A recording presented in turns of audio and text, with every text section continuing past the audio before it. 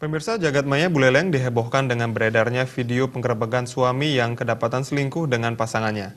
Bahkan istri yang berinisial GN juga memergoki suaminya saat sedang tanpa busana.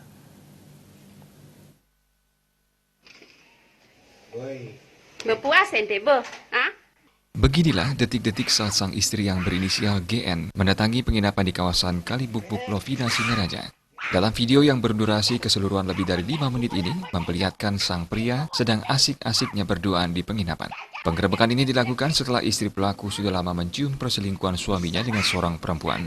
Bahkan dalam video tersebut sangat terlihat sang istrinya begitu emosi dengan sang suami dan selingkuhannya. Kata-kata kasar dan beberapa pukulan pun dikeluarkan guna meluapkan emosi sang istri. Dalam video tersebut juga terdengar jelas bahwa sang istri akan melaporkan kejadian ini ke Polres Buleleng. Menanggapi kejadian dan video yang beredar tersebut, Kasubag Humas Polres Buleleng mengungkapkan masih menunggu laporan terkait kejadian tersebut. Jika benar dilaporkan, akan ditindaklanjuti sesuai prosedur. Kan kasus delik aduan kalau saya lihat dari video yang beredar, tergantung korbannya mau mengadukan atau tidak.